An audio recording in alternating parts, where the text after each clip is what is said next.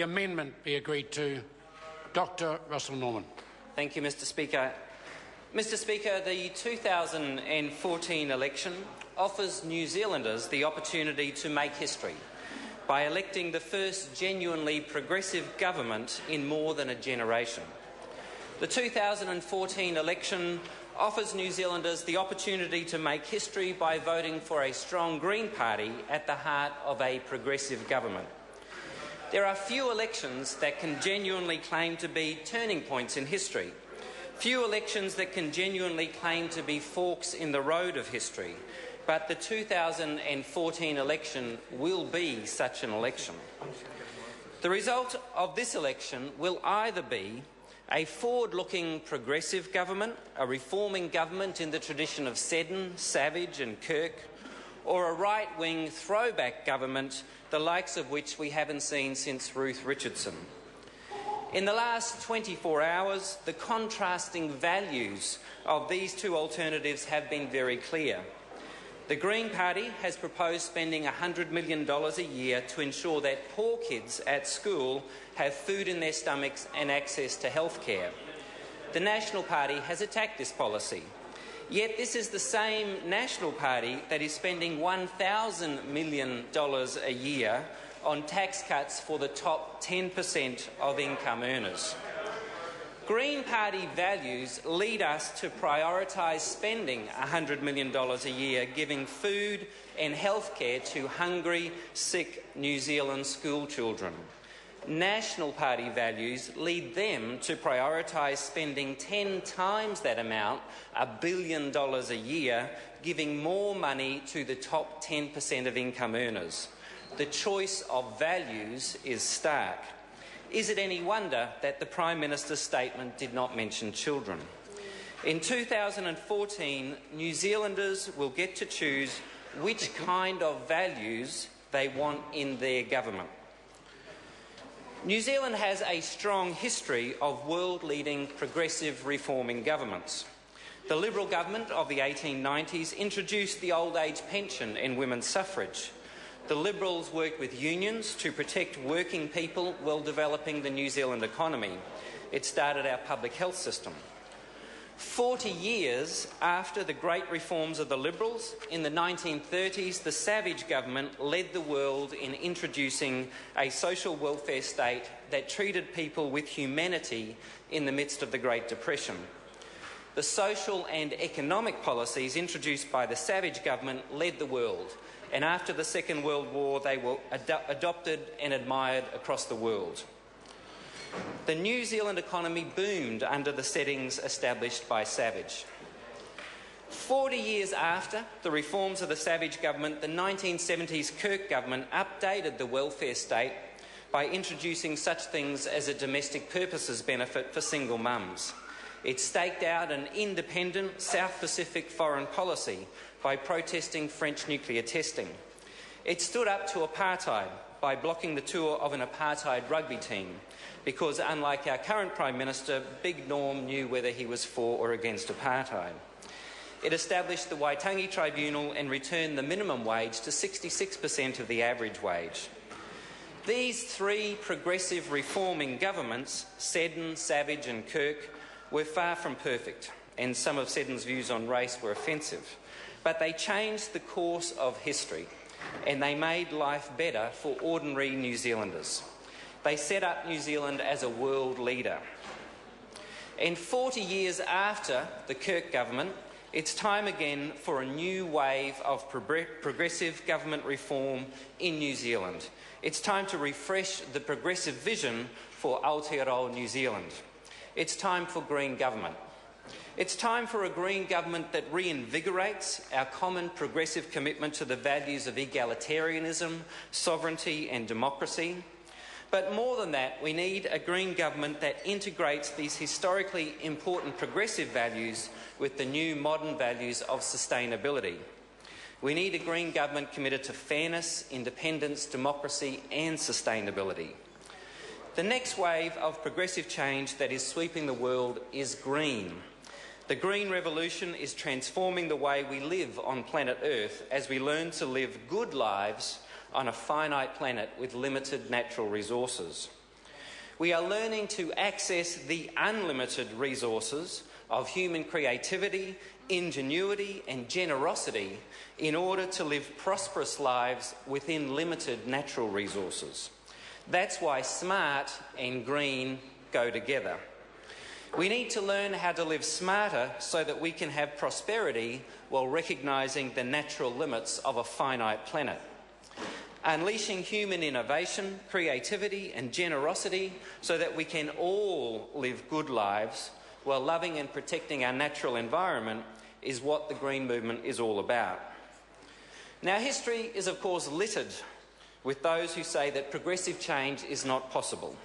Those who opposed women's suffrage, racial equality, the welfare state, homosexual law reform, public health and public education. They opposed nuclear-free New Zealand and can't remember whether they were for or against apartheid. And they said that clean energy was impossible. How wrong they were. Renewable electricity generation is now the fastest growing sector of electricity generation in the world, set to overtake gas generation as the second largest source of electricity in the world in the next couple of years, according to the International Energy Agency. And green jobs are the fastest growing sector of the economy. The US Bureau of Labour Statistics found that the greener the industry, the higher the rate of job growth over the last decade. The clean energy future is here, and those who railed against it are now seeing our new reality happening before their very eyes. So yes, there are those who will rail against history and against the Green Movement, but they've always been there, and yet we have made history before and we will make it again.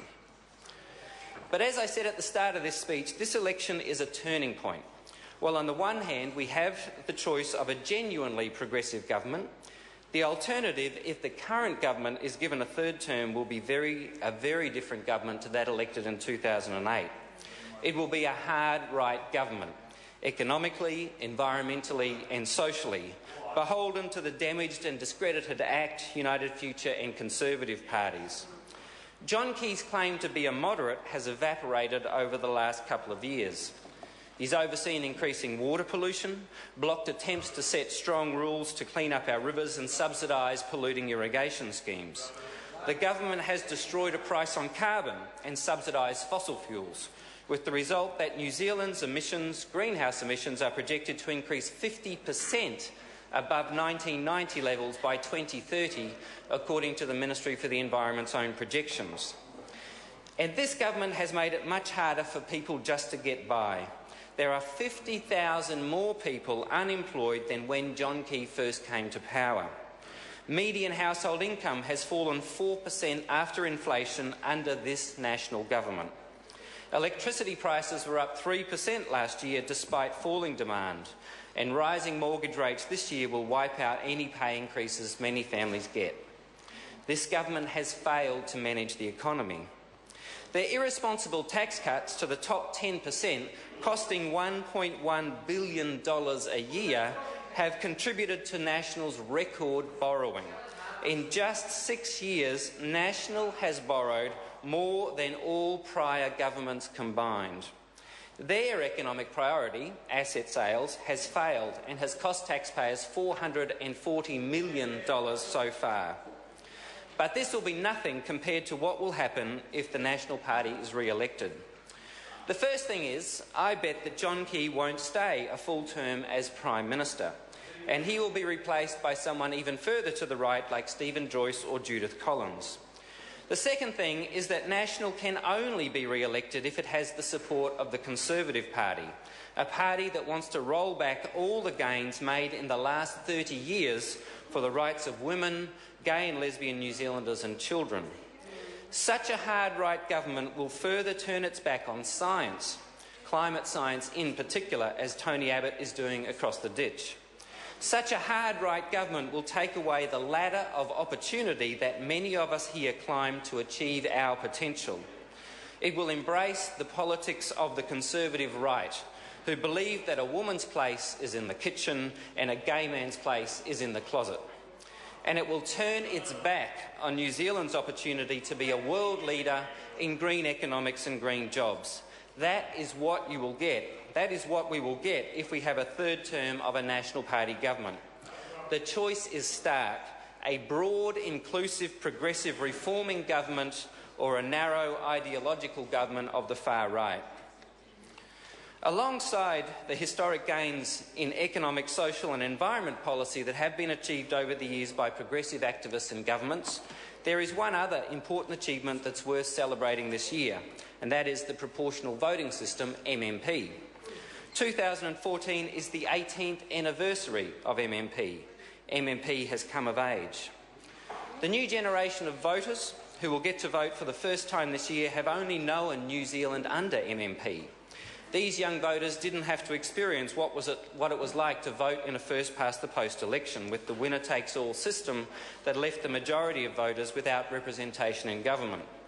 First-past-the-post produced governments that had the support of a minority of voters, but which had almost absolute power.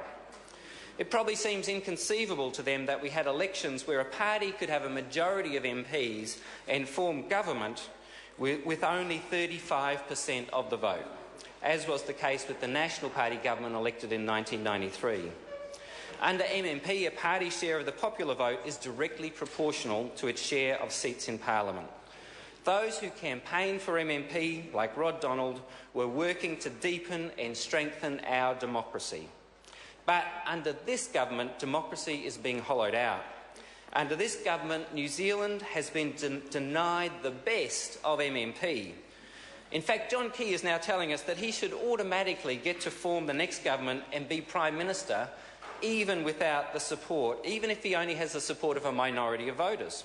It's worth repeating this because it's quite outrageous. The Prime Minister is saying he should get to lead the next government even if he has the support of only a minority of voters. That's his take on democracy. I don't think he really understands why New Zealanders voted for MMP. MMP was about bringing an end to the era where one person, like Robert Muldoon or Roger Douglas or Ruth Richardson, could force through their unpopular agenda. But John Key and Stephen Joyce have returned us to that world. MMP was meant to be about governments respecting the opinions of others. Coalition governments, cross-party select committees, these were supposed to mean something, to be a check on executive power, rather than the rubber stamp they have become. But this government has used their power to ignore the will of the people. They showed their arrogance and blatantly flouted democracy by publicly stating, before voting had even begun, that they would ignore the results of the citizens-initiated referendum on asset sales. And we saw exactly the same behaviour when this government decided to ignore the results of the MMP review for purely partisan political reasons. New Zealanders voted to keep MMP at the 2011 referendum, and then thousands of New Zealanders took part in the review to make MMP even fairer. The government was given a very clear steer by the public and the independent umpire, the Electoral Commission, on what changes the public wanted, in particular abolishing the coattailing provision, which has allowed this national government to do their dirty deals and cobble together a government. Acting in pure self-interest, National ignored the will of the people and left MMP unchanged. They undermined our electoral system, and now John Key is doing dirty coattailing deals all over the country just to keep his political options alive in this election.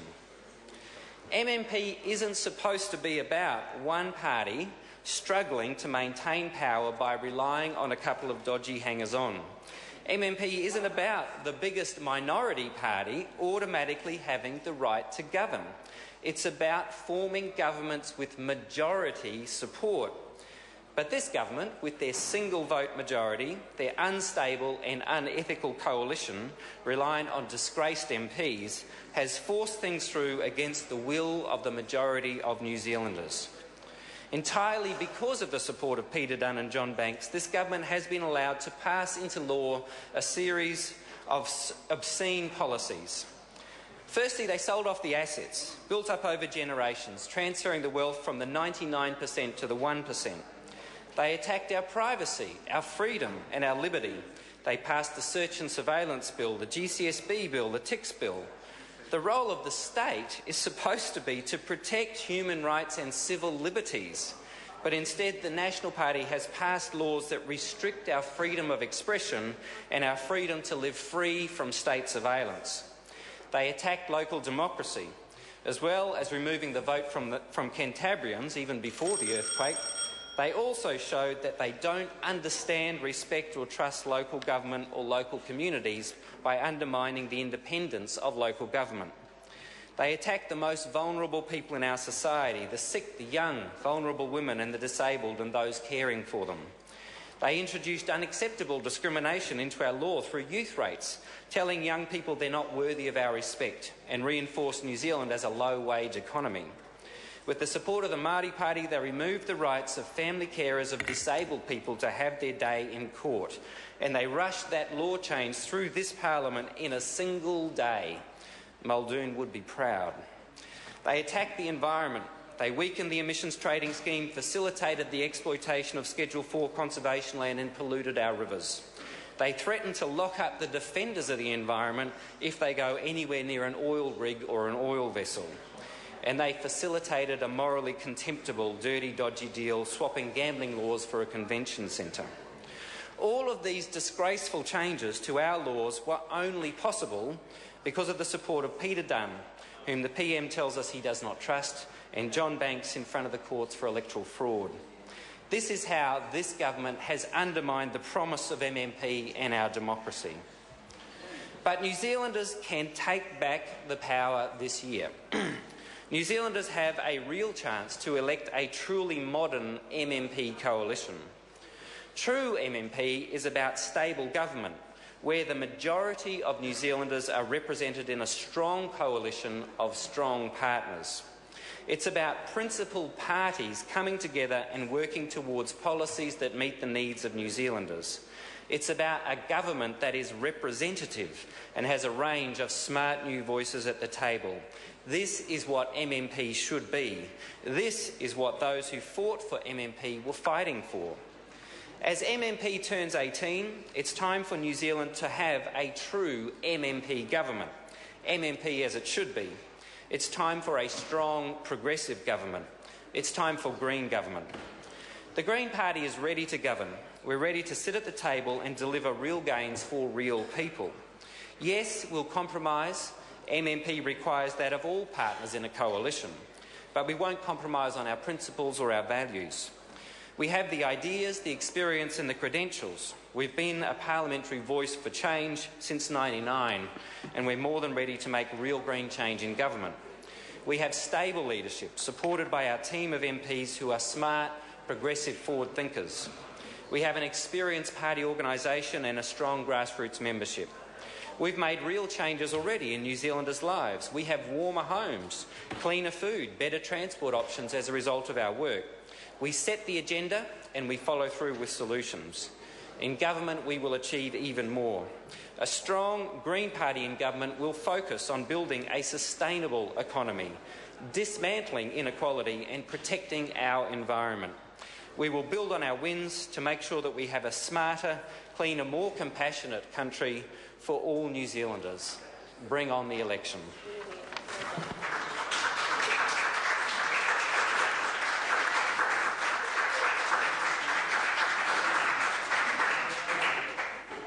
Order. The Right Honourable Winston Peters.